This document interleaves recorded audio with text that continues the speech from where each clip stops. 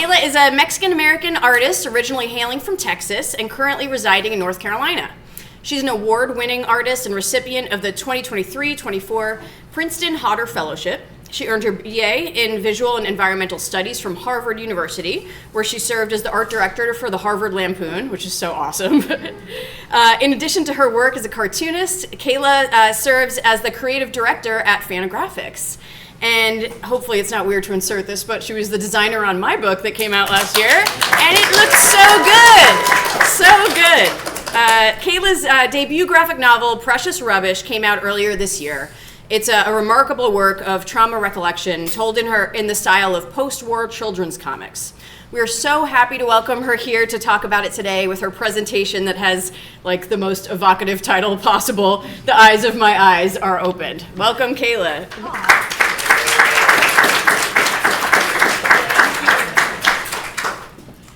Can y'all hear me? Is this good? Okay.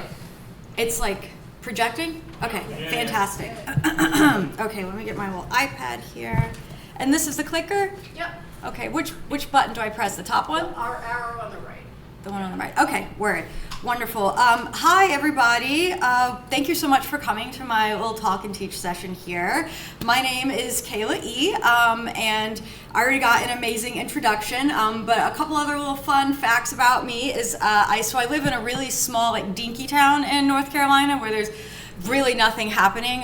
We have a kind of famous hot dog place called Zach's that's had a terrible remodel, so I don't even recommend it anymore. And my favorite diner on the planet called Grillworks with an X. And so I live there with my wife Laura and our two little dogs. So today I'll be talking about Precious Rubbish, my first book, the thing that's sitting there, which was published by Fantagraphics earlier this year. And it's an experimental graphic memoir that reimagines my childhood through the visual language of mid-century children's comics, especially Little Lulu. The book explores themes of maternal emotional dysregulation, neglect, religious trauma, and sexual violence while using the familiar forms of gag strips, paper dolls, and puzzles. The combination of playful imagery and difficult subject matter is central to the way the story unfolds, and it asks the reader to do some of the same work that I had to do, connecting fragments and making meaning from what's missing. And in my time with you today, I'll share how the book came together, why comics felt like the right form for it, and how I think about the relationship between trauma, memory, and visual storytelling. And then afterward, we'll shift into a little workshop together where you'll get to try out one of those ideas directly. And just a heads up, I want to let y'all know that the themes in my work are extremely disturbing, like no joke. But basically anything that you can do to a little kid happened to me, and I'm going to be talking about it. So feel free to step out at any point. All right, here we go. So like Caitlin mentioned, for my day job, I work as creative director at Fantagraphics. Our tagline is Publisher of the World's Greatest Cartoonists. I am also a cartoonist and a practicing artist. In 2020, I started making art again after taking an almost decade-long hiatus. And most of the work I've been making has been spiritually influenced. In my time with you today, I'm going to be primarily discussing my work as a cartoonist, but I will also be showing related images of my paintings, like this one, to give you a better understanding of the breadth of my work and how the two practices relate to one another.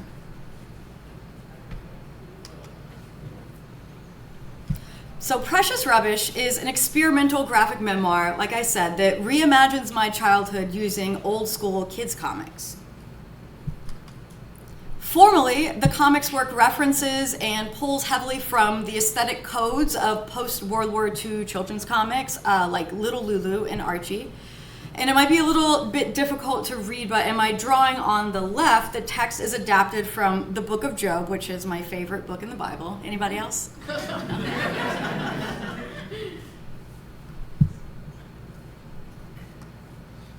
Using these aesthetic constraints, I'm presenting the narrative of my childhood as a collection of semi-linear gag strips and single-panel cartoons, punctuated by interactive elements like paper dolls, games, and puzzles.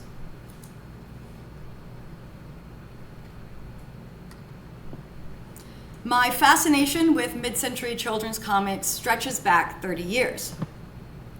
As a young person, these cartoons were a respite from the chaos of my home life.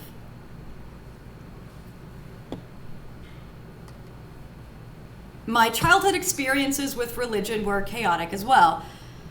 One of my earliest memories in the church was, you guessed it, a traumatic one. When I was around 5 years old, I wasn't really eating, and rather than bringing me to a doctor or a therapist, my mother took me to our small Pentecostal church in rural Texas. I don't remember much about that day outside of the about half a dozen men laying hands on me and speaking in tongues and trying to cast out demons. I don't recall how it ended, but I'm pretty sure it didn't make me any hungrier. And this is a painting of that experience titled Laying Hands.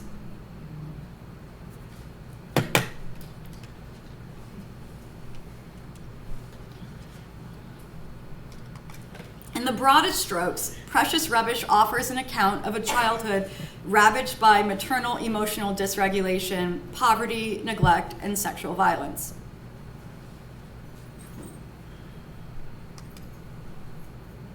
While my cartoon obsession was likely at least somewhat escapist in nature, the stories also sketched out a kind of rubric of stability for me.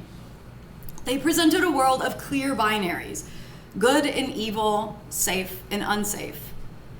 Comics, for me, did the same interior work that honest spirituality and good religion does, or at least religion when it's practiced in good faith.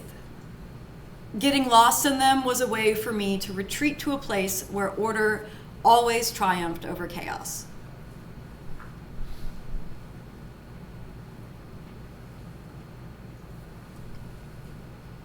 As a cartoonist, my practice is, in some ways, an attempt at a conversation with Little Lulu, a serialized strip penned by Marjorie Henderson Buell and first introduced in 1935. Lulu, the strip's protagonist, is a plucky and irreverent adolescent girl with a preternatural affection for puns. Margaret Atwood penned a 2019 tribute to the character for The New Yorker. She wrote that while Lulu was no stranger to conflict, with the neighborhood boys in particular, she, quote, always won out in the end through a mixture of inventiveness, deviousness, and trickery. As a child, little Lulu named what was happening to me in a way that was palatable.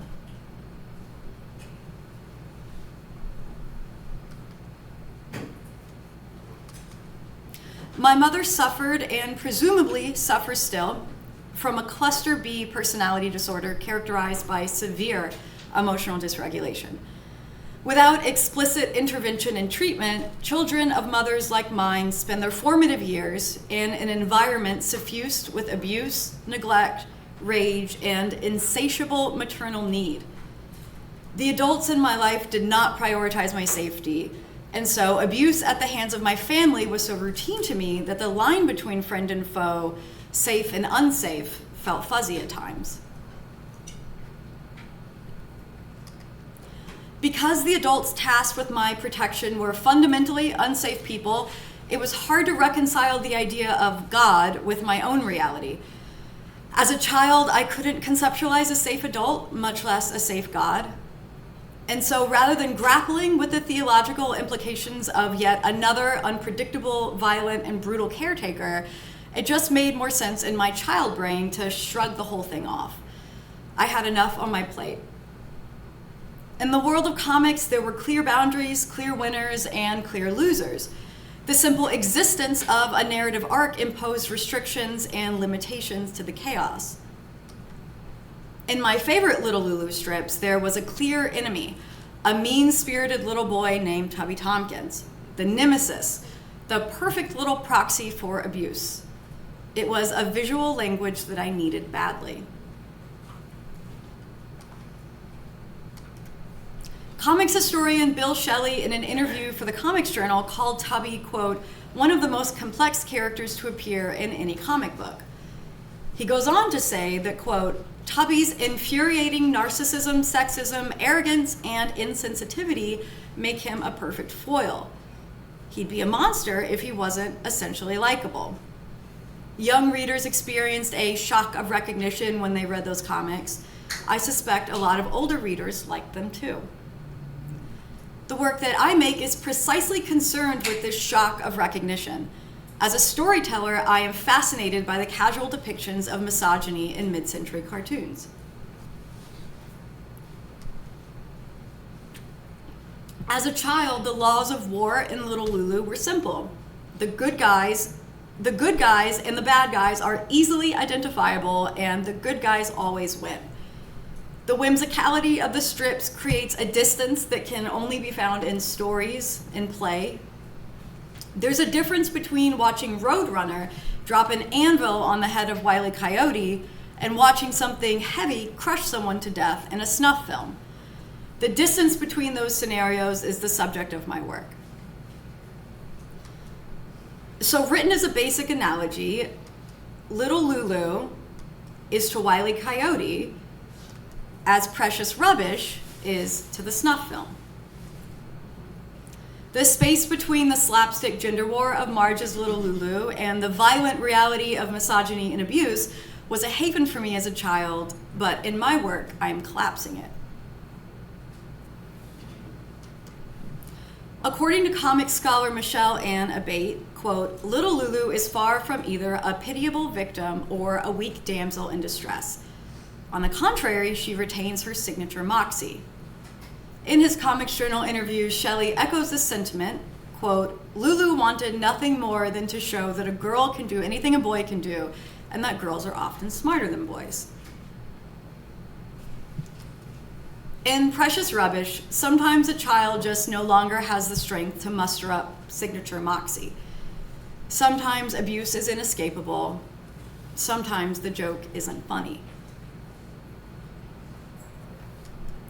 My work removes the distance that Little Lulu gave me as a child, and it imagines a world that looks very similar, but without any of the cartoonish safety.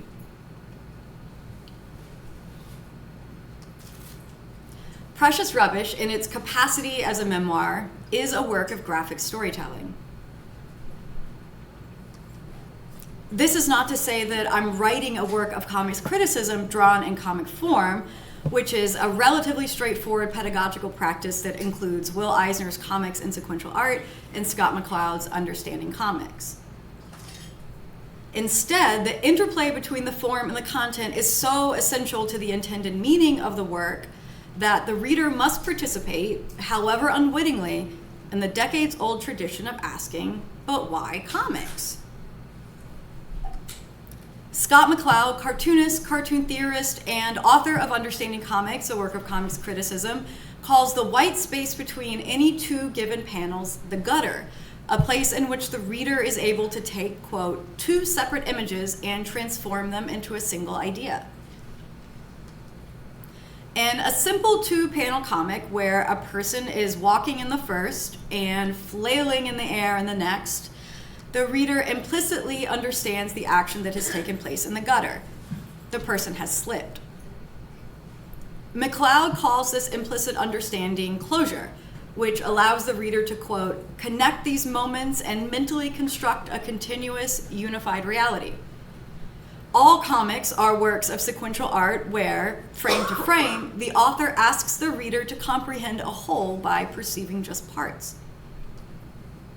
Developmental neuropsychiatrist Martin H. Teicher, in his synthesis of contemporary research on how trauma affects brain functioning, posits that certain kinds of child abuse cause, quote, deficits in verbal memory and dissociative symptoms that persist into adulthood. I am a cartoonist, not a neuroscientist, but I do know that the wordless elements of my work, everything I have not drawn, all the white space between panels, the gutters, tell the truth about things I still don't have words for. Childhood trauma is psychologically disorienting. It can scatter episodic memory and distort perceptions of time and space. The act of gathering up this work and presenting it in sequence has done for me as a writer what cartooning has always done for its readers. The gutters have given me space to make sense of things, to connect dots and close gaps, to remember.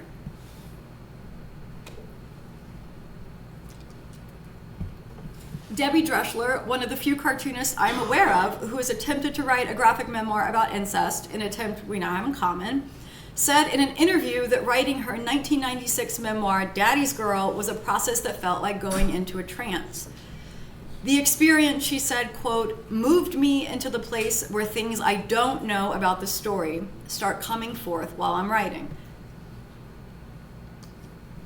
I believe this kind of storytelling is particular to autobiographical work about abuse-fractured memory. I'm not sure whether my gaps in memory are a direct neuropsychological response to abuse, but I am certain that there are parts of my childhood that live in my mind like comic book panels stacked vertically.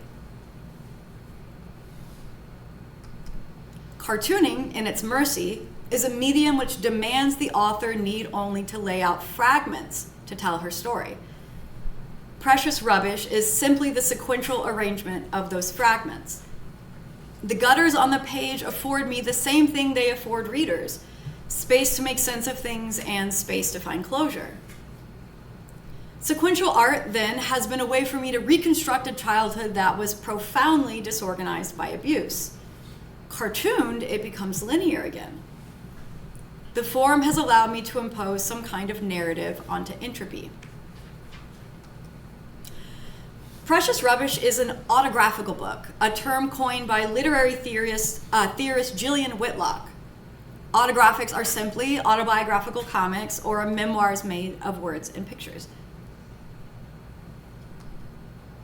What distinguishes this work from other modes of storytelling is the interplay between what she calls the visual and verbal texts. There are certain kinds of stories that can only be cartooned. In these stories, the visual is not a simple transliteration of the verbal, which would be illustration, which is to say either element could arguably stand alone and the story is not dependent on drawn images. Alice in Wonderland, illustrated by John Tenniel, is the same story as Alice in Wonderland, illustrated by Arthur Rackham. But the Tenniel one is better. In Precious Rubbish, the visual and the verbal texts are inextricable and co-equal in their necessity. The interplay between them is what ultimately renders the story tellable. Some stories are too emotionally unwieldy to move onto the page in traditional forms, and there is a well-documented history of cartooning to communicate the unutterable. Social theorist Paul Buell wrote of Art Spiegelman's Mouse, a genre-defining memoir and Holocaust narrative, quote, "Only the caricatured quality of comic art is equal to the seeming unreality of an experience beyond all sane reason."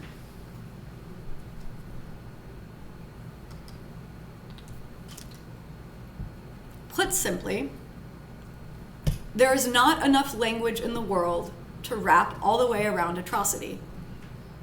There will always be gaps, silences, places the light can't reach.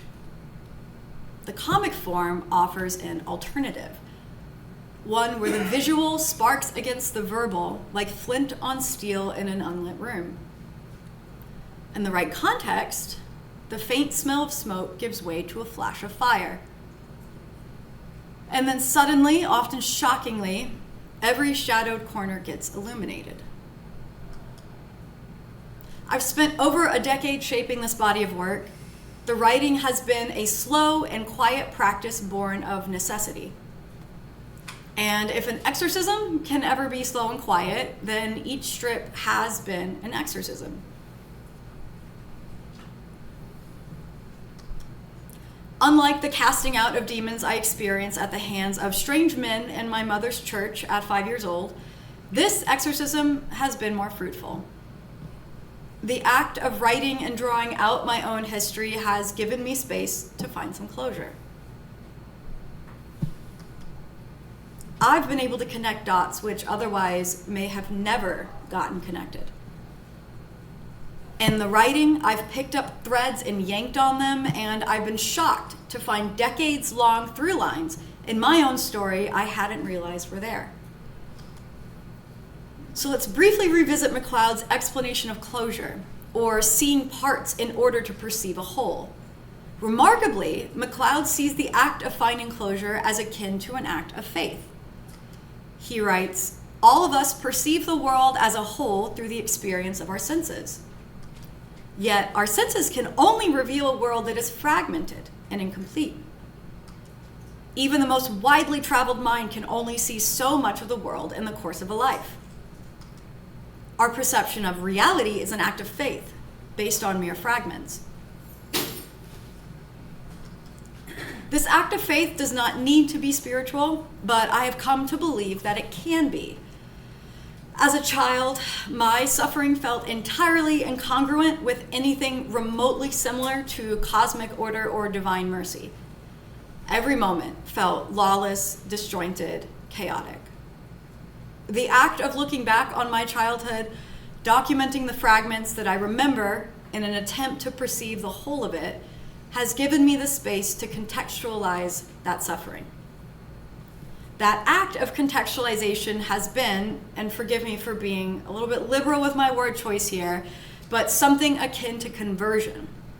And I don't mean conversion as a white light moment in time where everything pivots on its axis. To me, my conversion has everything to do with coming to understand life, the whole of it, every frightening and terrible fragment, as sacred. This has given me space to attempt a radical reimagining of my past and present, and I mean a literal reimagining. As a child, suffering turned quickly into doubt, which felt like it created an impassable distance between me and whatever or whoever God was. As an adult, I see her suffering as heartbreaking, but also as holy and sacred and suffused with the divine, because why would I not? Looking back, I could perceive my history through a lens of entropy. I could look at this hollowed out and broken up kid and say to her, none of that meant anything at all. But I am also allowed to look at her and say, your suffering is sacred, and the moment you are in right now is sacramental. And not just because I know now, in hindsight, that she'll survive it, because in fact, there are parts of her that won't. In the moments when she felt most alone, I allow myself to imagine that she was being held, because again, why would I not? There's a kind of arbitrary pragmatism to just letting myself choose the lens through which I perceive my own life. The decision is, in many ways, an artistic one. The cartoonist on the page draws out a perspective in a way that best suits the narrative.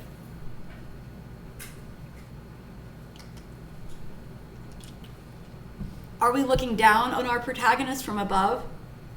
Are we standing just behind her? Are we seeing the world through her eyes? This authorial control over perspective, over narrative, is not unique to the cartoonist or to any artist really. I believe that we make these narrative choices in our own lives too. Imagining that there is something which is more substantive than nothing, that there could be order where all available evidence suggests there is only chaos, gives me a rubric for understanding my history, my present, and my future. And this is its own kind of closure. Precious Rubbish is intended to complicate and disrupt the reader in a way that honors the subject matter, Lil Kayla, me, but that me. The vulnerability that goes along with working out her life on the page feels like a real risk sometimes, and that can be scary. But whatever risk I'm assuming as an adult is worth it if it frees her up somehow. I'm disclosing every secret she had to hold and to carry with her because I now know something that she did not know then, which is that secrets eventually get way too heavy. And as it turns out, paper is as good a place as any to put them down. And this is a kind of confession, and it is also holy, and it is also sacramental. Comics demand close readings, and in Precious Rubbish, I'm asking the reader to extra-textually give the child protagonist exactly that which she is denied in the story, namely care and attention. I'm cartooning her secrets because I have to. because I still need the gutters if I'm going to tell the truth. Because I don't know a better way than this to get a sense of the scale of her hurt. And because she loved comics, and because I still do. Okay, that's the lecture part. You can find more of my work at KaylaEwork.com and on Instagram, precious.rubbish. I'm private, but I will say yes to you. It's just to keep me safe from my family. Okay, so thank you.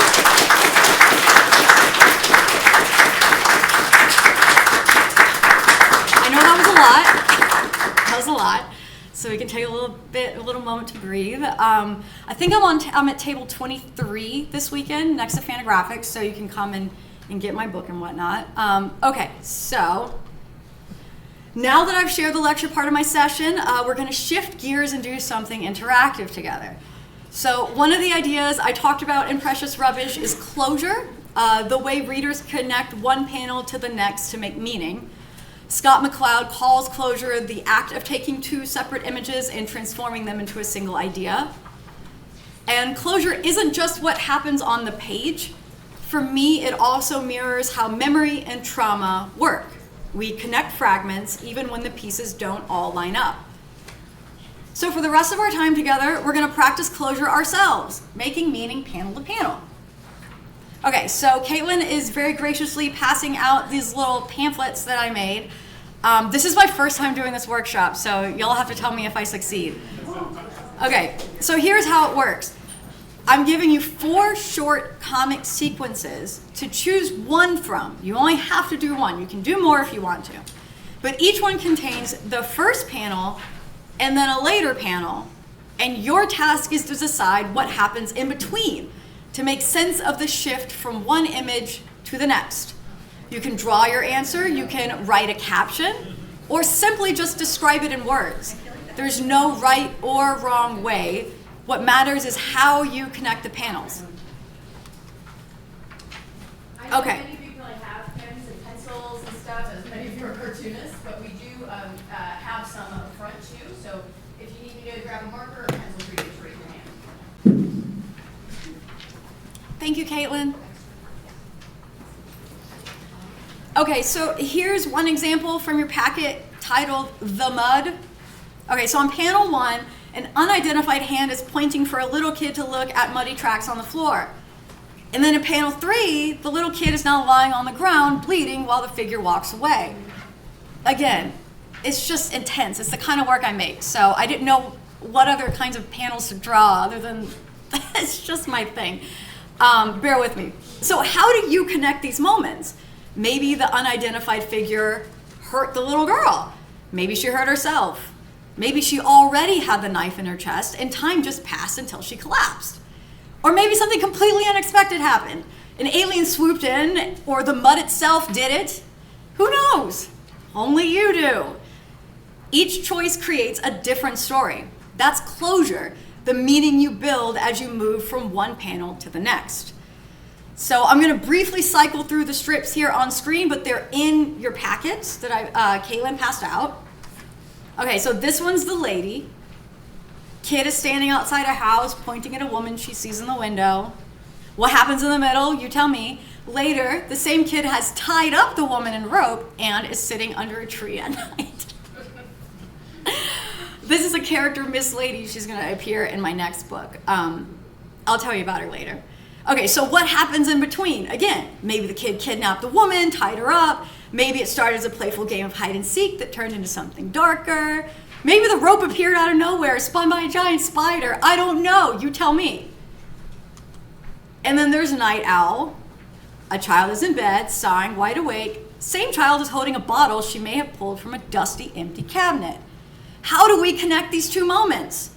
Maybe she got up in the night looking for something to help her sleep. Maybe she found liquor. Maybe it's just a bottle of A1 steak sauce. Or maybe the bottle contains a message from someone she lost. Closure lets you decide which story makes sense to you. Okay, and then this is the last one called The Runaway. A little kid zooms around a tree, looking out nervously at the figure walking away. You can see her little foot in the corner, the lady's foot. How do you connect these two? Oh, then the kid is on the ground looking dazed while an adult figure's legs march toward her. So how do you connect these two moments? Maybe the child tripped and fell. Maybe the adult knocked her down. Maybe she's just exhausted and resting there after running. Or maybe she stopped on purpose to lure the adult closer. It's up to you to decide. Okay, so now try one or more on your own. You have these 4 sequences to choose from. How much time do we have to do this? Like 5 minutes maybe? If you want to do a Q&A, we have about, 5 minutes. Okay, yeah. I think do y'all want to do a Q&A? Okay, we'll do a Q&A. So let's say 5 minutes. 5 minutes. Again, you can draw it, you can describe it, you can do just a caption. There's no wrong way to do it. You also don't even have to do it, obviously. I'm drawing blank. And if you want different colored pencils or markers, they're all in the boxes up here. And I just realized lunch break is next, so you could really take up to 10 minutes if you wanted to. Oh, fabulous. That's great. Okay. All right. Stick figures are fine. Don't forget. If anybody has any questions during our quiet time, feel free to ask. If you want to show it off, if you want me to come see what you're doing, just raise your hands. If you want me to bring you some colored pencils, markers. I like to be helpful, so just put me to work.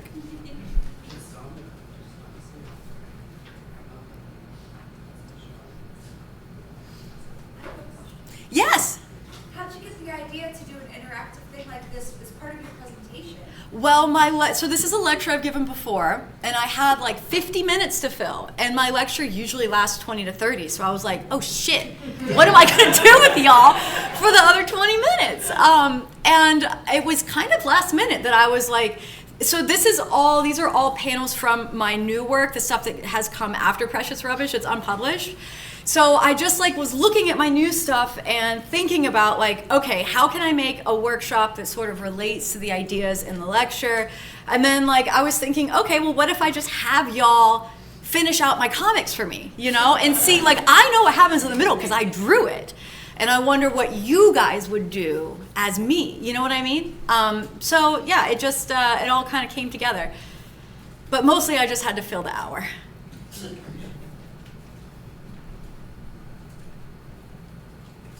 That was a great question. Any other questions? Yes? I'm curious how you developed your particular cartooning style. Like you have these really cool inspirations, but yours seems so distinct from those. So I'm curious, like visually speaking, where did you get that from? I appreciate you thinking that it's distinct. That's awesome, from the source material. Because essentially, I mean, I just am like fully immersing myself in that source material and like literally tracing over these mid-century kids comics. So I mean, I don't know. It's also really nice to hear that because I'm a digital cartoonist. I'm like a tactile artist, but like when I was coming up as a cartoonist, like I was a pen and ink cartoonist, and there was like so much sort of like talking down to cartoonists who are interested in drawing digitally because it would all look the same. I mean, I'm a vector cartoonist, and I'm not ashamed of it.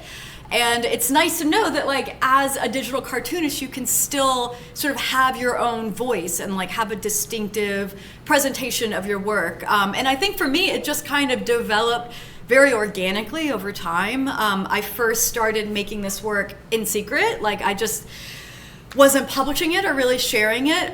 So I just kind of like obsessively honed my skills and figured out exactly how I wanted these stories to look, and it just organically turned into this. Yeah, but good question. That's the best answer. Okay, great. Yes. So you're doing a modern twist on very older humor comics. Yes. And just with the heavy and personal subject matter that you're tackling, do you feel like you're still trying to do, for lack of a better word, kind of punchline humor, or just looking at the style of those old scripts? Yeah, that's a very, very good question. And so you'll have to tell me, because buy my book this weekend, read it, and then tell me if you think it's funny. Because I think it's hilarious. I think my book is absolutely fucking hysterical, but I've had so many people tell me that there's not a joke to be found. They don't think any of my jokes land. They think it's just horror from page 1 to the last page, like a train wreck, nonstop of pain. But I mean, I'm telling jokes in my own way, like through and through and through. I'm really interested in like subverting that sort of like the humor tropes of that period of cartooning. And of course, like situating it within like really horrific subject matter. But to me, that makes it even funnier. I don't know.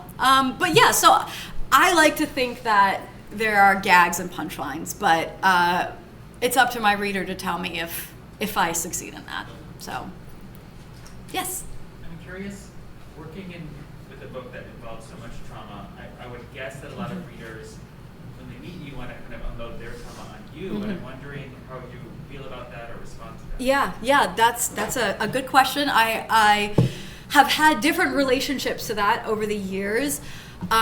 So I guess I'll start with when I started connecting with readers over this subject matter, so I made it in complete isolation for like the first 8 years of developing this manuscript, wasn't thinking of publishing it. And so when I finally got my book deal, I decided to start self-publishing excerpts as mini comics to kind of get a sense of like, what is it like to share this extremely personal subject matter, bless you, with strangers. Am I going to hate it? Because drawing it was a nightmare, like a pure fucking nightmare. It was so traumatic.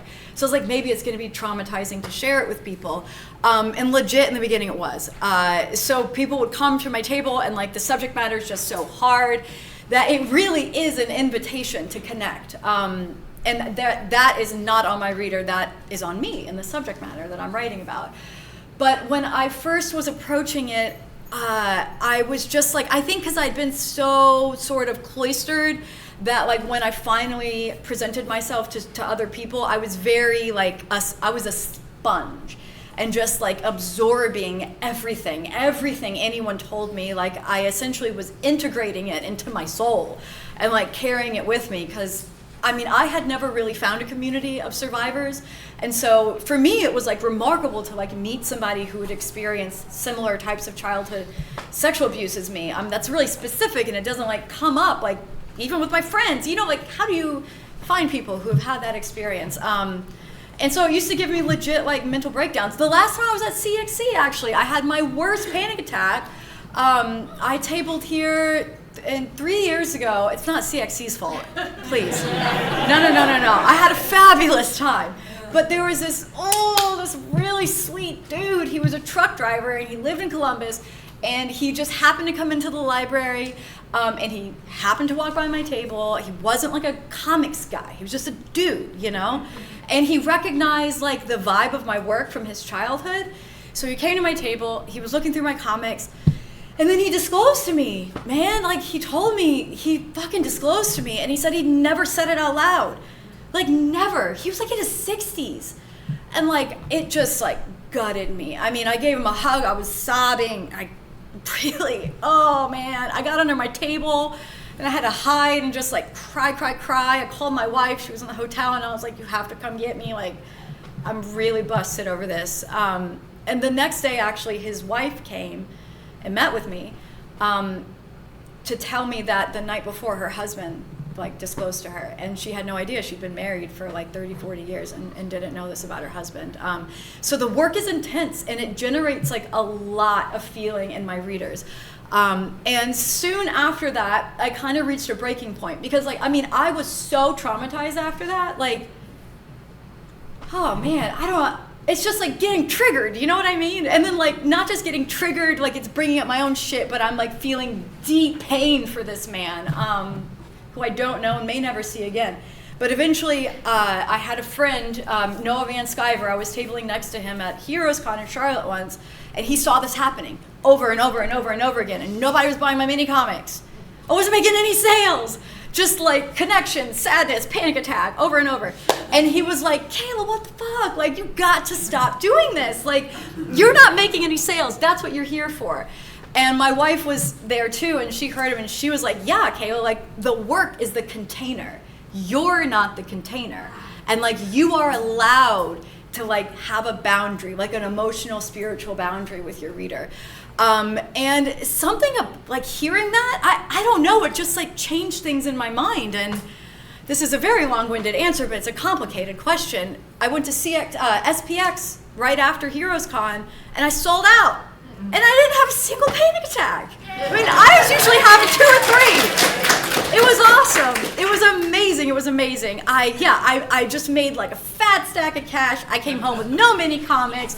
I was feeling like at peace, and like I felt like I was able to connect more authentically with my reader, because I wasn't like, it just is inappropriate to be so vulnerable with a stranger for me. So I think I had to sort of instill those boundaries, and it's been wonderful. So I love it. I love it. It's very meaningful to me now. Can you say how you changed your behavior at Yeah. cons? Yes, so as you could maybe tell from my lecture, so I like am a spiritual person. I'm actually a converted Christian, but I'm cool. Okay, I'm cool. Like I'm a lesbian. I'm rad, you know. But I am a Christian, so it like really helps me to like do the spiritual work before I go and like expose my soul to a bunch of strangers. So yeah, I think also through sobriety, I have a pretty robust prayer and meditation practice. So I just kind of rely on my HP, we call it, higher power, to sort of like speak through me. It's weird, but I'm like, oh, hey God, like talk for me, because I don't know what to say. And it works. It's just like brain tricks, you know? So I use that sort of like as my baseline when I go out into the world and connect with readers. It gives me like, just like I feel safe. I don't know. Anyway. Yes, so many questions. Okay. Okay, Ian. Yeah, sorry, mine's real quick, actually, more of a comment. As someone who met you at that CXC and then saw you That's there right. at SPX, you told me that you were doing this process. Yeah. You seem much happier. Oh, thank you. I'm happy to hear that. Yeah, that's great. That's great. When I first gave this lecture, I gave it at Icon Conference. It's an illustration conference when it was in Kansas City. And after I gave this lecture, I was like hallucinating during it. I thought I saw my bio dad in the audience. And like I was freaking out. He wasn't there. But like afterwards, I just was a mess. Like I was like shaking and I was like sobbing. I had to like go in the dressing room and just have a full-on meltdown. I was really bad. But I've given this lecture a few times since, and it's like solid as a rock. Yeah. Yes. Oh yeah, I was just curious, like, I had Looney Tunes on in my hotel for like 2 hours on Boomerang last Oh, night. that's so fun. And I was thinking about recent violence in the news. And, and I'm so interested in your analogy and your use with Wile E. Coyote. And Yeah, your yeah, use of, yeah. like, the tweet cartoon imagery. And I'm just wondering if your experiences and your analysis of violence in cartoons may have changed your views about kind of the comedification of violence, like making it comedic and kind of the trivialization of it in cartoons like that. Like, do you have any maybe annoying but true hot takes about whether that's okay? Wow, this is very high level shit. I have not thought about this that deeply. But yeah, really brilliant question. You should like write a paper on that. That's like really. Are you? You should, I've been thinking about it for the last 10 minutes. I think I want to. Please do. No, that's a phenomenal question. And to be completely frank, I haven't thought about it that deeply. The way that I approach my work is I'm like extremely intuitive. So like I find violence funny. I'm just like, you know, I grew up in the early aughts. It just was like a dark, bleak time. Like violence was all around me. I liked violent TV, violent movies, listening to like, all I listened to was like really hardcore music. I just like the rage. So I think that even in like the innocuous kids content, I think I'm just really attracted to the violence. I just don't really have a problem with it. As fucked up as that is. But so it's serving me with the work because like, you know, I mean, it's like, okay, so where's the one where little Kayla's got the knife in her chest? Where is it? Well, there's one, you know, like right here, like yes, it's super bleak, but we also have this sort of an inherited understanding of these symbols as like potentially being funny, you know. So I think that there's a lot of subconscious stuff going on in my work, but I definitely think that I'm like tapping into that, like using both the humor and the horror sort of like at once, going back and forth. But yeah, no, I do like all that violent shit. Yes.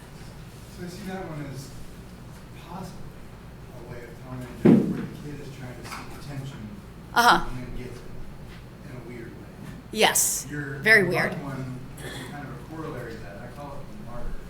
Which one is this? The mud. Oh, the mud one. Okay. Correlate, because I think in this one, she's accused of something, and she goes into this dream of a courtroom drama, and she's accused, and say, well, why don't you just kill me, Mom? And here's the exhibit A, my shoes on the wall. That's amazing. Wait, that's so good. Wow. That's how I'm interpreting all of this. Like the other one, I think the kid is bored, dreaming of a genie, needs to go find a genie in a bottle. Oh my God, these are better than mine. Or here, this one. Seeks perfection, mad scientist, gonna make myself mad perfection. Oh, I love it. I love it. I love it. Frankenstein. I love it. Does anybody else do you want to share your, or questions, anything? But I also want to hear yes.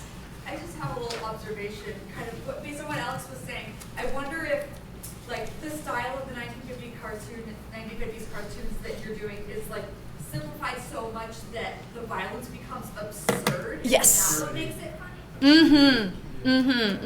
Yes. Something interesting also is that I copy and paste my violence. I actually copy and paste everything. I break a lot of traditional rules of cartooning.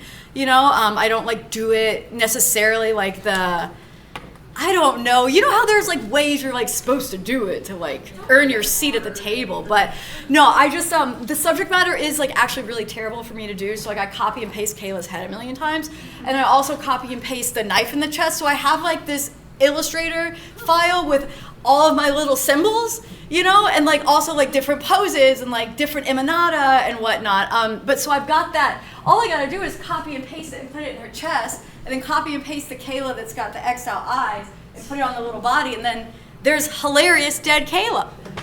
It's great. Yes. Do you obviously when we say that, I immediately think of like the paper doll stuff that are Yeah, that shit's brutal. Yeah. Yeah. So like that was immediately when you're like, oh, I just copy and paste. I put the eyes on this one. Hey, that's right. I've never made that connection. You've drawn again from these retro comics and magazines. There it is. There's the little Kayla paper doll. And you can see the peephole that my disgusting fucking vile pedo bio brother drilled in my childhood bedroom to spy on me. So that's there. And then there's also, you can see the bottle of booze up there. I started drinking at like age 10. Sober now for almost 9 years. Coming up in November. Yes. By the grace of God. But yeah, so there's the little paper doll thing that Ian was talking about. Yes. I have a question about like your writing process and humor. Yeah. I have a hard time coming up with questions on the spot, but if you could talk more about like humor in your work.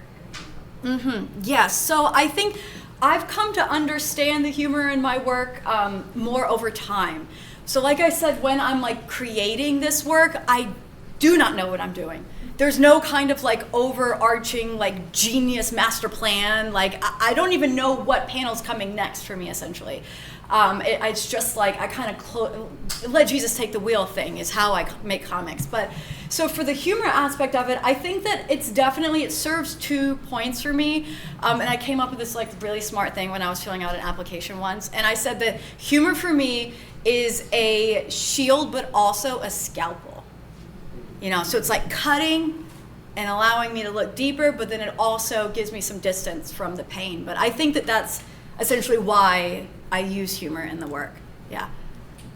I'm sorry, I just say this. You said your brother was a pet in this right there. If I was in that scene, I would just go in the hole and poke him in the eye. I love that. See, that's what's so great. It's like my reader, like y'all take care of little Kayla. Like there's this amazing magic that happens. Like you even having that instinct is like, I mean, what a way to like embody the text and like interact with it in such a powerful way. That's so cool. Well, I'm an uncle, so Hell yeah. I have a 4-year-old niece and an almost 2-year-old nephew. So if I saw pedophile, I go Yes. there. Obsessed, as we all should. Yes. I wish you were around when I was a kid. I would have taken you out of that first shit. Oh. A lot of the ways that you talked in this lecture about how you kind of like put yourself in these childhood scenes and are using your comics to kind of reprocess them and kind of contextualize your childhood and also draw yourself being held. Reminds me a lot of like, I'm very of the EMDR modality. Yeah. And I was just wondering if that was like intentional or something you came to by accident. Yes. So I haven't done EMDR, but like I've been in therapy for a really long time. So I started by going to a rape crisis center in South Carolina because it was free. And I remember at the time I told my wife, I was like I feel like I'm taking up a seat here. Like I feel like I haven't like earned enough. But come to find out, like I just needed to understand. Thank you. 10 minutes. All that I'd been through. But just to say that also with therapy and for me with the like sort of spiritual aspect of my sobriety, like I think that those two things are what work together to like help me reimagine what happened to me. Because truly, without this mental gymnastics that I do in my head, it's very hard for me to have like a strong will to live, if I'm being completely frank. It's so much, like it's too much. It's actually too much. Most people I think who have like survived the kind of shit that I've survived through, like the various types, we don't all make it out alive. So I've just like picked and chosen from like the different like various types of like modalities that I've been in therapy, and then just like trying to find something that works that makes me like I feel like I don't have a death wish. I have a latent death drive. I don't know if that makes sense to y'all. You know, so it's like I'm always like, you know, if it happens, it happens. But yeah, exactly. But that's a really big improvement. That I think that the sort of like spiritual, pragmatic, mental gymnastics have helped. But yeah, so my next book is actually called I Will Give You Rest. And it is a balm to this, and it's about the great holding that I imagine that I have. Yes? The theme of surviving trauma, whether real or imagined, is a common theme in many philosophies. You know, to attain a new form, transformation. Yeah. Sometimes you get all the way to sainthood or nirvana. Right. That's what they say. But no matter what, everyone changes over time with their experiences. Your stories are very punctuated and emotionally charged, which would definitely trigger that kind of transformation in an abrupt way. And the absurdity is how you can deal with blinking horror. Yeah, I think that's absolutely accurate. So it's a really nice, concise bow present to give. So thank you. Yeah, of course. Yeah, thank you for your excellent insights. Yeah, we only have a few minutes left, but y'all, please come get my book. Tomorrow, I'm tabling all day. I have no programming tomorrow, but then Sunday is Kayla Day. At 11:45, I'm hosting Queer Brunch, and if you follow me, at 1 o'clock, I have an artist spotlight, and then if you follow me, I'm doing a signing immediately after, you get a coupon. But if you come to 1, 2, 3 events with me on Sunday, you'll end up with a coupon that allows you to buy my book at the signing, $5 off. Yes. And they cost me $15 a piece, so that means something. Yeah. I think we're done? Okay, great. Thank y'all.